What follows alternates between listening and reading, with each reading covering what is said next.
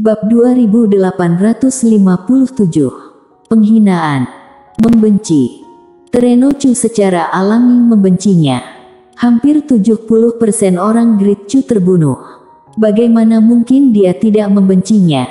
Bagaimana mungkin dia tidak ingin membalas dendam? Namun, dia tidak punya pilihan lain. Balas dendam bisa menyebabkan kehancuran klan.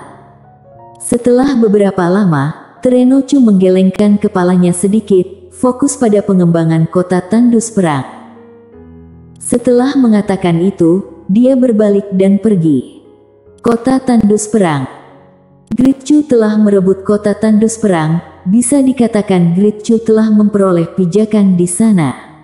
Tentu saja kehilangan hak berbicara di Bintang Cross juga sangat merugikan Gritchu. Ketahuilah bahwa Gritchu bisa mendapatkan banyak jalur dewa semesta setiap tahunnya di Bintang Cross. Sekarang yang berhak berbicara di Bintang Cross adalah Pavilion Xianbao dan Akademi Guanxuan. Terenochu menghela nafas pelan. Nazarchu melakukan kejahatan besar. Jika Nazarchu bukan alam kosong terobos hati, dia harus dieksekusi. Di suatu tempat di langit berbintang, Mileye dan Quincy memandangi formasi teleportasi besar di depan mereka. Mileye menoleh ke arah Quincy, "Apakah kamu akan pergi sekarang?" Quincy mengangguk, "Kita bisa pergi lihat ke sana."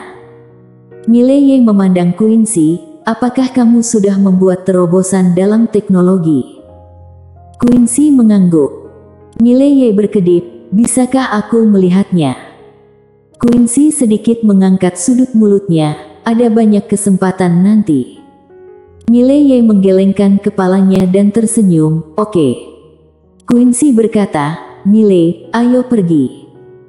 Setelah mengatakan itu, dia dan Mileye masuk ke dalam formasi teleportasi. Begitu mereka masuk, terdengar suara dari tempat tersebut, "Mohon izin." Quincy menoleh untuk melihat ke arah Mileye. Mileye sedikit terkejut dan kemudian berkata, "Apakah aku yang memberikan izin?" Quincy tersenyum dan berkata, "Cobalah." Mileye mengangguk, "Aku mengizinkannya." Suara itu terdengar lagi, "Otorisasi berhasil." Bang! Tiba-tiba, formasi teleportasi mulai bergetar hebat.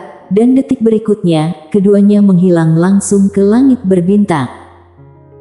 Di lorong transmisi ruang hampa, Mileye dan Quincy melakukan shuttle dengan cepat. Mileye hanya bisa melirik ke arah Quincy. Saat ini, dia yakin Quincy tidak menggunakan benda asing apapun, tapi tidak ada yang salah dengan Quincy. Wanita kaya ini benar-benar tidak tahu cara berlatih. Mileye ingin bertanya, tapi pada akhirnya tidak ditanyakan. Saat ini, Quincy tiba-tiba berkata, "Tujuan yang ingin kita tuju adalah tepi tandus kuno. Dibandingkan dengan seluruh tandus kuno, ini adalah tempat yang sangat terpencil." Mileye sedikit penasaran, seberapa besar tandus kuno? Quincy berpikir sejenak lalu berkata, "Orang-orangku belum tahu persis seberapa besarnya. Tapi yang pasti kalau dibandingkan dengan keseluruhan tandus kuno, Bintang Cross seperti setetes air di lautan." Mendengar ini, Mileye tercengang. Quincy tersenyum, "Apakah kamu kaget?" Mileye mengangguk dan berkata dengan suara yang dalam, "Apakah sebesar itu?" Quincy mengangguk sedikit. "Tempat itu adalah akhir dari dunia paralel kita. Itu juga merupakan akhir dari peradaban seni bela diri alam semesta paralel kita." Mileye memandang Quincy, "Jika kita pergi ke sana, apakah kita akan menjadi adik laki-laki?" Quincy tersenyum dan berkata, "Aku belum tahu." Mileye menggelengkan kepalanya dan tersenyum. Quincy tiba-tiba berbisik, "Mile, dunia ini tidak pernah adil. Seberapa kuat kamu setara dengan betapa istimewanya kamu di dunia ini. Apakah kamu mengerti maksudku?" Mileye melirik Quincy dan mengangguk. Quincy tersenyum tipis, "Kita semua harus bekerja keras. Aku harus bekerja keras untuk melakukan apa yang ingin aku lakukan, dan kamu harus bekerja keras untuk menjadi orang sebaik 3 pedang. Mileye tersenyum dan berkata, oke. Dia tetap harus bekerja keras, menunggu mati bukanlah gayanya. Tentu saja, dia masih harus memanggil orang jika diperlukan. Saat ini, Quincy tiba-tiba berkata, sudah tiba. Tiba. Mileye menarik kembali pikirannya dan melihat ke kejauhan. Tidak jauh dari situ, dia melihat cahaya putih di sana. Tak lama kemudian, keduanya tenggelam dalam cahaya putih. Bang! Seluruh lorong formasi teleportasi langsung ditutup. Mileye perlahan membuka matanya. Saat membuka matanya, dia sudah berada di depan sebuah kota kuno. Kota kuno ini tidak besar dan terlihat sangat bobrok dan terpencil. Quincy tersenyum dan berkata, kota Xuancheng. Mileye tercengang, kota Xuancheng. Quincy mengangguk, ini adalah kota yang ditinggalkan dan tidak ada orang di dalamnya, ini cocok untuk kita gunakan sebagai fondasi. Mileye melihat sekeliling, dan segera, dia mengerutkan kening karena dia menemukan ada mayat di mana-mana di luar kota.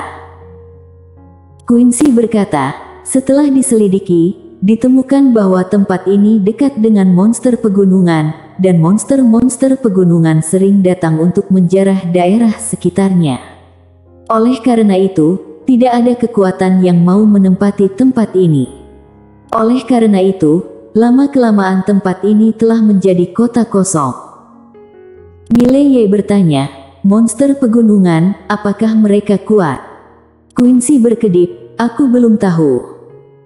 Sambil berkata begitu, dia menepuk bahu Mileye. Mile, ingat, kita tidak menimbulkan masalah, tapi juga tidak takut akan masalah. Mileye tertawa.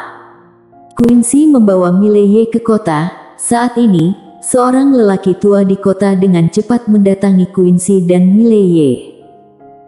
Orang tua itu membungkuk hormat kepada Quincy dan Mileye. Salam ketua pavilion, salam tuan muda Ye. Quincy memandang Mileye dan berkata sambil tersenyum, izinkan aku memperkenalkan kepada kamu, ini Pak Zeng. Mulai sekarang, dialah yang akan merencanakan pengelolaan dan pengembangan kota ini. Mileye memandang Pak Zeng dan berkata sambil tersenyum, halo, Tetua Zeng. Tetua Zeng segera berkata dengan hormat, tuan muda, panggil saja aku Pak Zeng. Quincy tersenyum dan berkata, Pak Zeng, ceritakan kepada kami tentang situasi tandus kuno. Tetua Zeng mengangguk, ekspresinya menjadi sedikit serius. Ketua pavilion, tempat tandus kuno ini tidak sederhana, aku harus berbicara pada kamu secara detail. Quincy mengangguk, oke. Tetua Zeng berkata cepat, ayo pindah tempat. Quincy berkata, kamu yang tunjukkan jalan. Tetua Zeng mengajak Quincy dan Mileye ke sebuah kedai minuman. Tidak ada seorang pun di kedai itu, tapi sangat bersih. Setelah Quincy dan Mileye duduk, Quincy memandang Tetua Zeng dan berkata, kamu duduk juga. Tetua Zeng menggelengkan kepalanya dengan cepat, aku berdiri saja. Saat dia mengatakan itu, dia segera mengeluarkan sebotol anggur enak dan 2 mangkuk. Lalu menuangkannya untuk Quincy dan Mileye. Quincy tersenyum dan berkata, ceritakan padaku. Tetua Zeng mengangguk, lalu mengeluarkan peta, dan berkata dengan suara yang dalam, Ketua Pavilion, Tuan Muda Ye, kita sekarang termasuk dalam kawasan tepian tandus kuno. Tempat ini sangat terpencil, dan di kawasan tepian ini ada banyak kekuatan yang telah melakukan perjalanan dari berbagai alam semesta. Alasan mengapa kekuatan tersebut datang ke tandus kuno adalah karena 2 alasan. Pertama, ini adalah akhir dari alam semesta paralel, dan juga akhir dari alam semesta paralel seni bela diri. Kalau mau berkembang lebih besar, hanya bisa datang ke sini. Kedua, ada kristal dimensional yang legendaris di sini. Mileye sedikit mengernyit, kristal dimensional. Tetua Zeng mengangguk, kristal yang sangat istimewa, setelah ditelan, maka dapat meningkatkan basis kultivasi. Bedanya adalah dengan kristal dimensional, peningkatan basis kultivasinya sangat berbeda.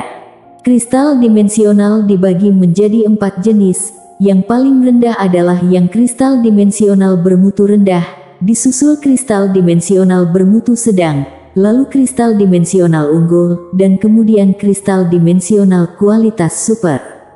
Konon, satu kristal dimensional kualitas super dapat meningkatkan asis kultivasi selama 300 tahun. 300 tahun basis kultivasi. Mileye menoleh ke arah Quincy, dan Quincy berkata sambil tersenyum, dia benar, kristal dimensional kualitas super dapat meningkatkan basis kultivasi setidaknya 300 tahun. Selain kristal dimensional kualitas super, ada juga kristal dimensional khusus, kristal ungu dimensional. Kristal ungu dimensional ini disebut juga Raja Kristal. Dengan menelannya, seseorang dapat meningkatkan basis kultivasi setidaknya 1000 tahun. Mileye berkata dengan lembut, apakah begitu berguna? Quincy mengangguk, karena kristal dimensional ini bukan batu spiritual milik alam semesta paralel, tetapi berasal dari alam semesta dimensional, dan di dalamnya terkandung kekuatan ilahi dimensional yang sangat dahsyat, maka mampu meningkatkan basis kita secara signifikan. Tetua Zeng mengangguk sedikit, ini sangat berharga. Sebagian besar alasan master ini datang ke sini adalah untuk kristal dimensional. Mileye bertanya, bagaimana cara mendapatkannya? Tetua Zeng melihat ke arah Mileye dan hendak berbicara. Saat ini, ruang waktu di lapangan tiba-tiba mulai bergetar hebat. Mileye sedikit mengernyit dan tanpa sadar mengencangkan cengkeramannya pada pedang biru gaib. Mileye dan yang lainnya tiba-tiba mendongak, dan melihat retakan yang tak terhitung jumlahnya tiba-tiba muncul di ruang hampa di langit. Kemudian, raksasa-raksasa perlahan melayang keluar. Detik berikutnya, bagian bawah raksasa itu tiba-tiba terbuka, dan kemudian tak terhitung banyaknya benda yang mengalir keluar. Mileye bertanya-tanya, tetapi pada saat ini, tiba-tiba, ada suara menderu yang tak terhitung jumlahnya di sekitar, dan kemudian, master yang tak terhitung jumlahnya bergegas menuju benda-benda berantakan itu dari segala arah.